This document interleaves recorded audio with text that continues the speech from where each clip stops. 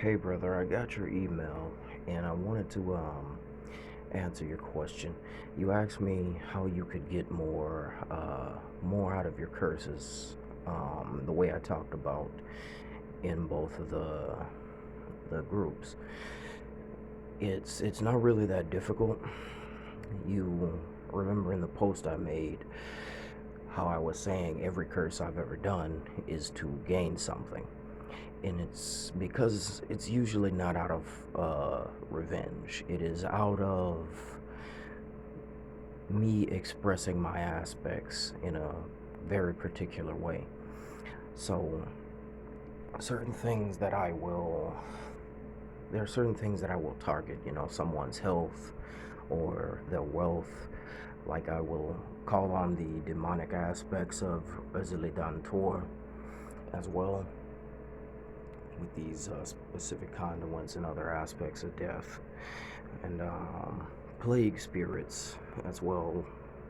See that is an infant pig with necrotic conduits sewn within to its body.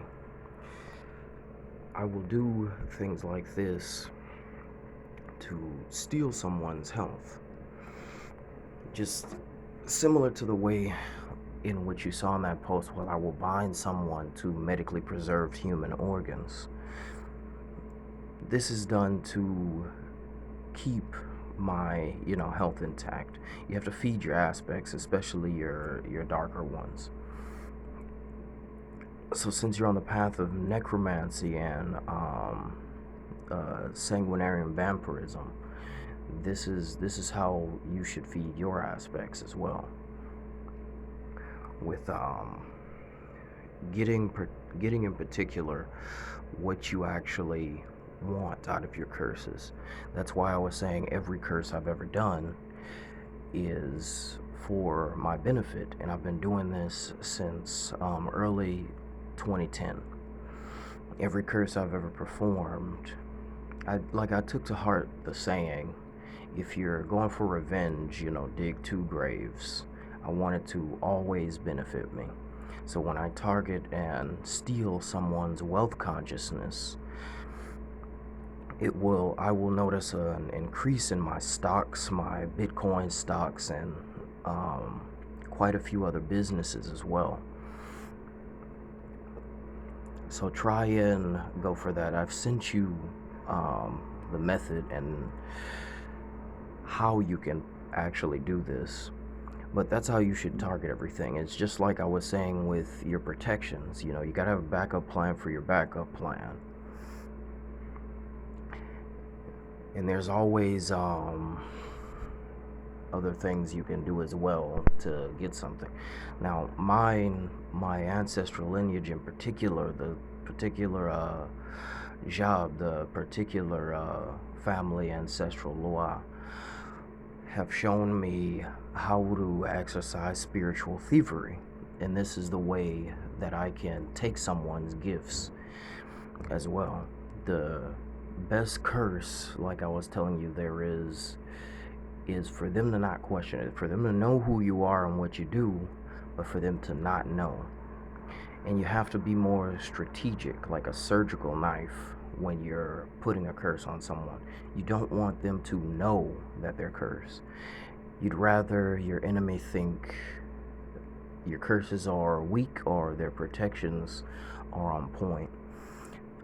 The best type of curse is the kind that they do not realize is there. That is the best kind. So you can essentially profit off of your enemy opposition, just like how I showed you protective conduits against vampirism, as well as protecting your own wealth consciousness and so many other things. But that's what you have to keep in mind when you're doing your curse work. Otherwise, there's power in secrecy. Like if you see me post a curse, it will be to divert someone's attention to think they're being attacked in a very particular way. But you have to come at it like a strategist. You have to come at it from a different perspective. Now, like, you had sent me a message of how you wanted to, harm your abuser and take back your power. And that's a very good place to start. The only thing is, you need to remember to never tell them anything. I remember you sent me a message of how you were in contact with them as well. Try not to tell them anything. You don't want to tell them shit about what's coming to them or anything like that. Just do your work, and you have to hit it religiously, But you don't have to do what I do. If you want your, like, one of that demonic aspect of getting justice is a form of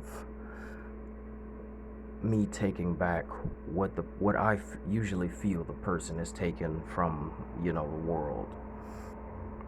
And that's how that should be handled. It shouldn't be to where you want to put on a show or some shit like that. That's how it should always be. And don't underestimate, I taught you some methods of Vahanu, what I would normally do to a person as well. And don't underestimate the power of household objects and the path you're on as well. Mine is akin to, atrophy, malady, pain, work, and so many other things. But there's power in certain things. You have to choose your ingredients carefully. You just can't choose the most, toxic ingredients you possibly can. They have to go very well together. Like, there are a lot of hidden aspects, especially since I was trained in malady, which is akin to the path of dark shamanism, as well as Vahanu. We're very familiar with working the earth, its elements, and you have to learn to invert the herb as well. Such as, a lot of people don't know, you can tap into the darker aspects of malady by inverting the herb, essentially poisoning that said herb. Such as, if I use yarrow or any antibiotic plant and put it into a curse, you'll actually see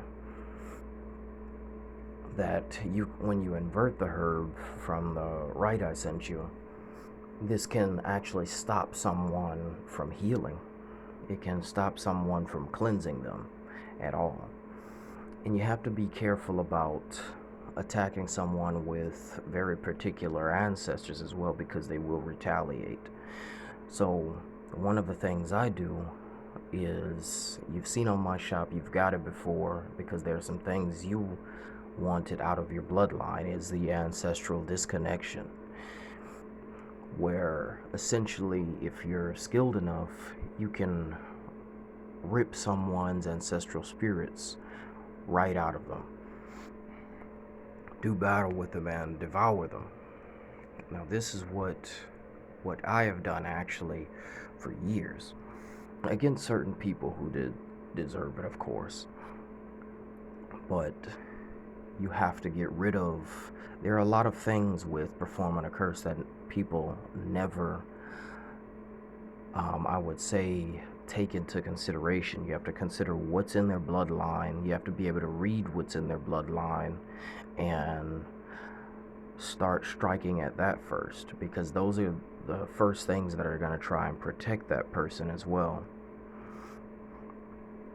And not to mention, you want to cloak your work very heavily, just so it's not noticed. But just take that in mind. Like, when I go after someone, you can actually poison their protections and cause them to erode away. This is why I will invoke certain Vuizan entities.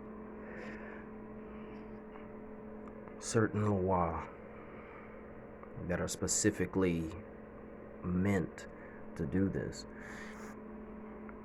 You can't just attack the individual that you want to attack, because even though your abuser is, as bad as that person still has ancestral spirits to help and aid them. So you have to get rid of them first. Now, I had sent you the way that I will particularly sacrifice someone's energy. There is a method to that form of madness, because it can take some time to manifest. But you have to realize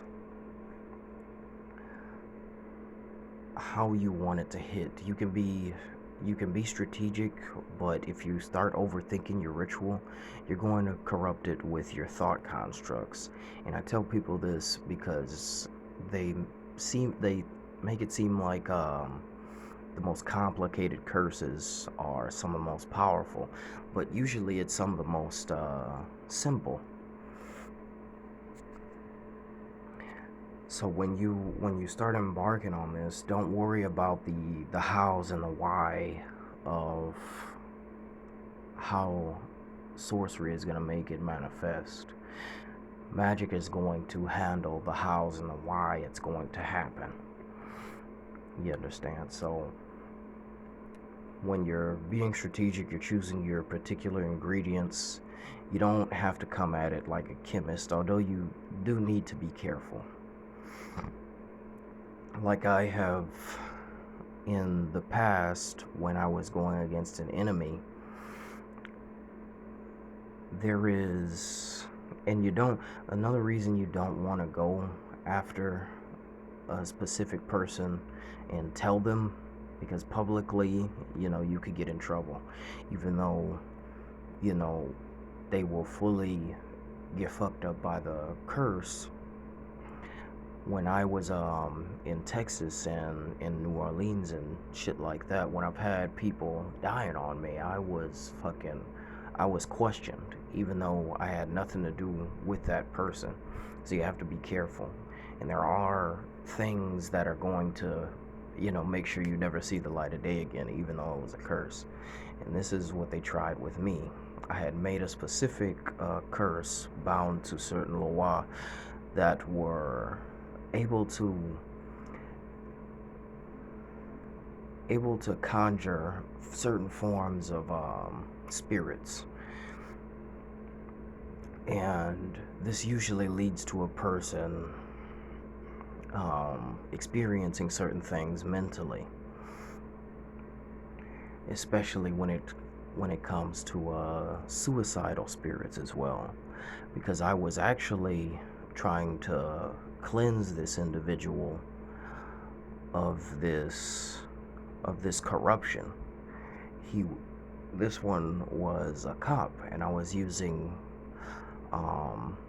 bleach and other chemicals, and one of the chemicals was a reactant to some of the herbs that I put in there, as well as other things, and it caused a chemical reaction and made chlorine gas. So at a certain time, he died in a very mysterious way. It was of a brain aneurysm. It was a corrupt cop that was after me for a very long time. So you have to be careful with your ingredients if you're wanting to go discreetly after an enemy. But just keep that in mind when you're working on someone, and keep it simple but to the point.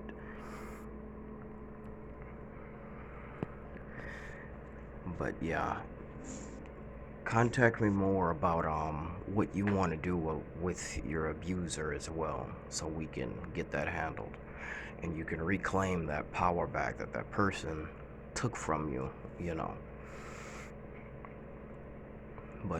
Much love and respect, brother. I'll contact you again shortly.